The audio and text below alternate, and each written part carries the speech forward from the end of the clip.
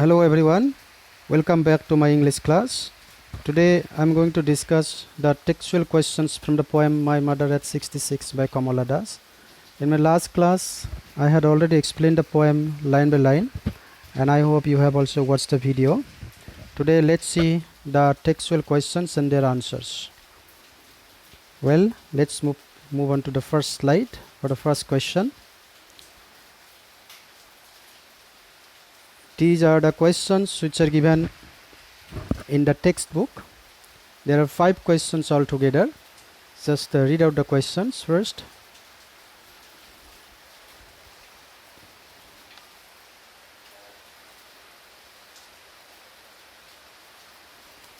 You will find these questions at page number 91. Question number 1. What's the kind of pain and ache that the poet feels? Question number 2. Why are the young trees described as sprinting? Question number 3. Why has the poet brought in the image of the merry children spilling out of their homes? Question number 4. Why has the mother been compared to the late winter's moon? Question number 4 is the most important question.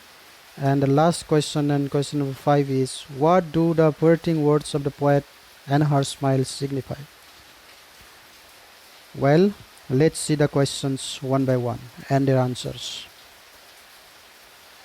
Yes, this is the first question. You will notice that I have written the answers in points and you have to elaborate these points into full sentences in your own language. Okay, let's discuss. Just understand the question first once again. What's the kind of pain and ache? Pain and ache has the same meaning. Ache means pain. What kind of pain and ache does the poet feel? When did she feel that pain? And why did she feel that pain? You know, when the poet was traveling with her mother to Cochin airport, she saw her mother's old face, wrinkled face, the faded face, the wan face. And she was very much sad because she knew that her mother has grown too old and most probably she was also going to die very soon. So the kind of pain that the poet felt was the pain because of the old days of her mother. The old days of her mother. And also of separation from her mother. When the mother will die, she will be separated from her mother. So that was the pain she felt. She was pained to see her mother has grown too old, pale and worn out. Okay, it was a simple question. I hope you have understood.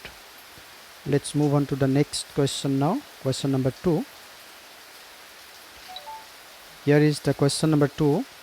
Why are the young trees described as sprinting? Let me tell you the meaning of the word sprinting. Sprinting means moving very fast. You know, when you travel in cars, buses or trains, you find as if the trees run very fast. But that is not the reality. The car or the bus or the train in which you are traveling, in fact, moves very fast. Now, why does the poet use the young trees sprinting? There is a reason, there is a special purpose. Let me tell you, the poet wanted to show a contrast or the contrast between the old days and the young age. What happens in our old days and what happens when we are young. You know, when you are young, you are very active, energetic and very lively and full of vitality. But when you will become old, you will become very passive, inactive, and there will be some physical changes also. So here, see the answer. In moving cars, trees seem to be running very fast. Young trees here symbolize freshness, energy, vigor and vitality. Young trees stand for freshness, energy, strength, vigor and vitality. Just as these are some attributes of a young stage of a human being. in contrast to passive, inactive life of an old person. Whereas in one's old days, people usually become very passive, inactive. So the poet has made use of this image printing in order to show that people are very lively, very active and energetic in one's young age. I hope this is clear to you. Let's move on to the next slide for the next question. Question number 3. Here is the question number 3. Why has the poet brought in the image of merry children spilling out of their homes? It's almost a similar question which we have just found in question number 2. The poet has made use of a image, merry children spilling out of their homes. Spilling means running very fast out of their homes. The children were coming out of their homes at a great speed to play, most probably in the playground. The poet saw this when she was coming with her old mother to the Cochin airport. And what is the purpose of using this image? Let's see the answer.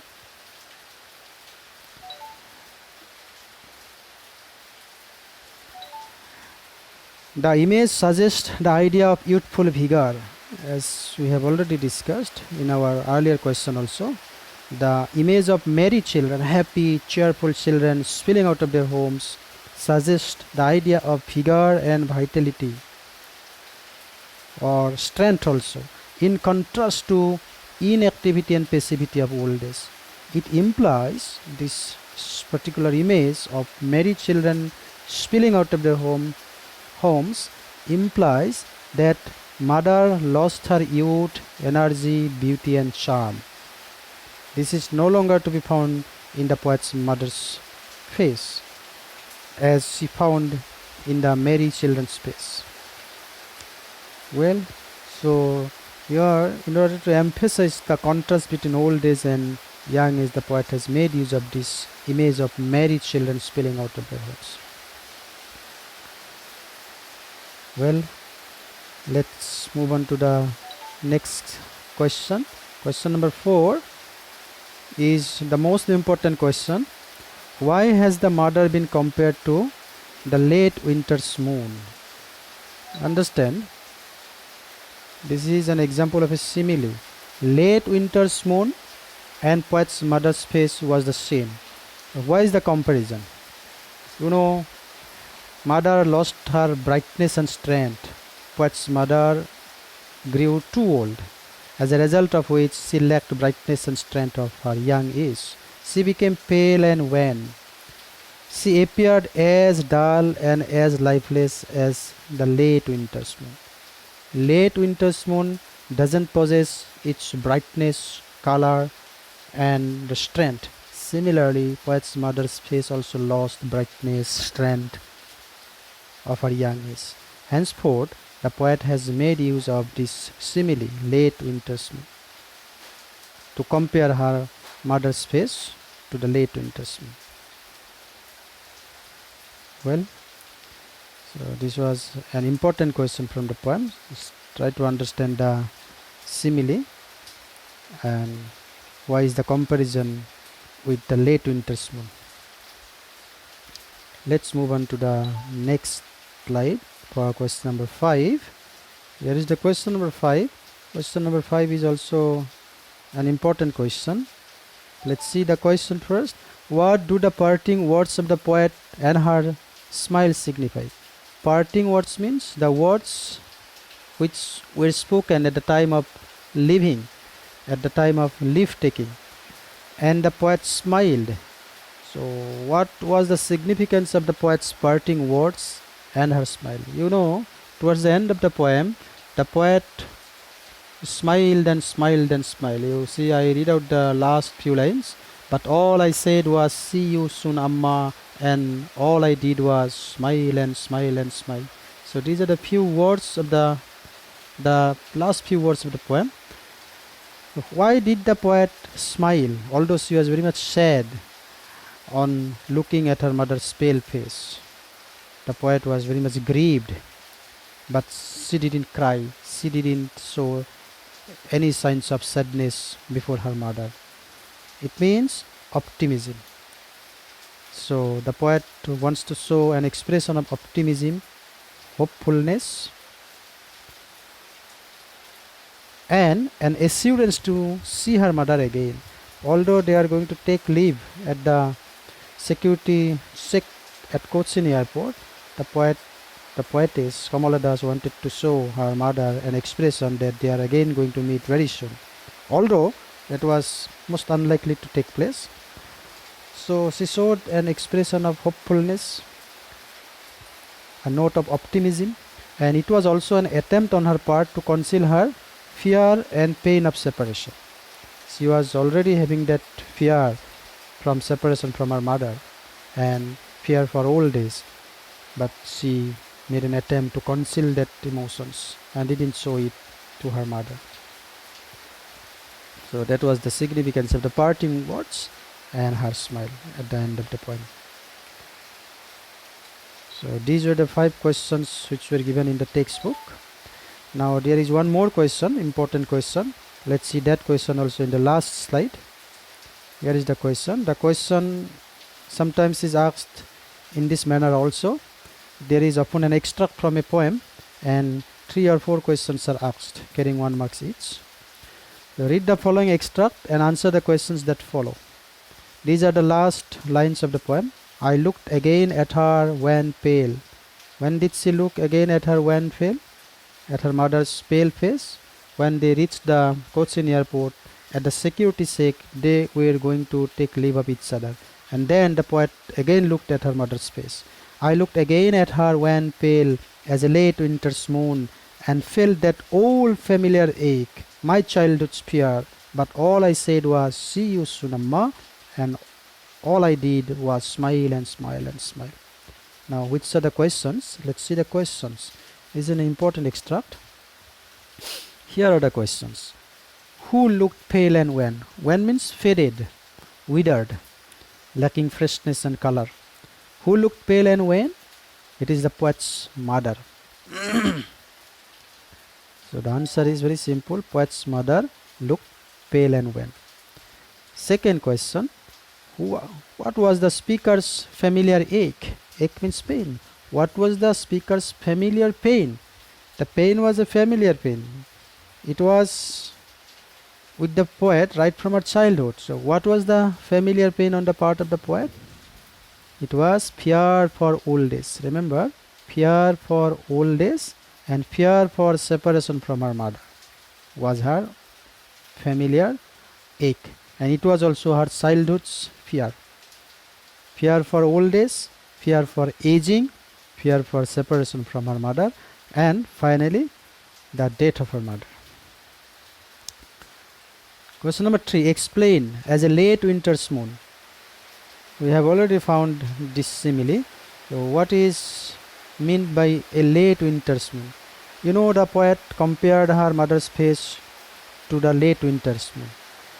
Mother lost her brightness and strength. Mother didn't possess the brightness and strength of her young age because of her old age, just as the late winter's moon is hazy and obscure.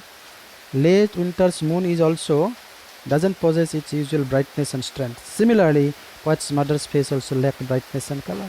Therefore, the poet made use of this simile to compare her mother's face to the late winter's moon. The last question is based on a figure of speech. Identify the figure of speech used in the above lines. Which figure of speech is used? We have already mentioned. The figure of speech used in the above lines is simile. Simile. As a late winter's moon. Simile means a comparison between two things. What was the comparison here? The comparison was between the poet's mother's face and the late winter's moon. So the figure of speech is simile. I hope you have understood the answers of all these questions, but still I would like to advise all of you to go to the poem yourself once again, and then you will understand the answers to these questions in a better manner. So that's the end of the class. Thank you for watching the video. Thank you, everybody.